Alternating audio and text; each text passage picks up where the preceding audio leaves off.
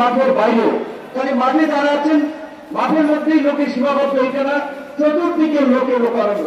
এরকম একটি সফল মহাসমাবেশ আয়োজনের জন্য ইসলামী আন্দোলন বাংলাদেশের সারা দেশের নেতৃবৃন্দকে গণ অধিকার পরিষদের পক্ষ থেকে অভিনন্দন এবং শুভেচ্ছা জানাই।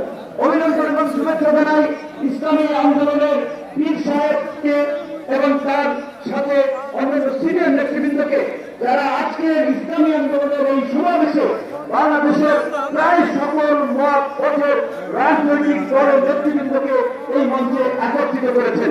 এবং আজকের এই সমাবেশ অত্যন্ত সময়োপযোগী এবং কার্যকর বিষয়ের উপরে ভিত্তি করে নির্ধারণ করা হয়েছে। আপনারা জানেন, বাংলাদেশের 24-এর গণ অভ্যুত্থান পরবর্তী রাষ্ট্র সংস্কারের যে জন আকাঙ্ক্ষা তৈরি হয়েছে, শাসনতান্ত্রিক ব্যবস্থার পরিবর্তনের যে রাজনৈতিক এবং জন আকাঙ্ক্ষা তৈরি হয়েছে, সেই আনুপাতিক হারে নির্বাচনের দাবিতে আজকে মনে হয় কয়েকটি দল ব্যতীত সব দলই কিন্তু এই মঞ্চে ইতিমধ্যে হাজির হয়ে এই সংখ্যানুপাতিক নির্বাচনের পক্ষে তাদের দলীয় সমর্থন ব্যক্ত করেছে।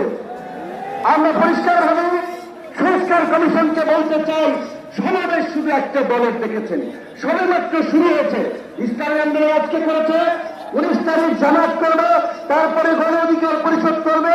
রাষ্ট্র সংস্কার এবং জন আকাঙ্ক্ষার বাস্তবায়নে সমস্ত রাজনৈতিক দলগুলো জনসমাবেশের মাধ্যমে এই সরকারকে তাদের সমর্থন দেখিয়েছে।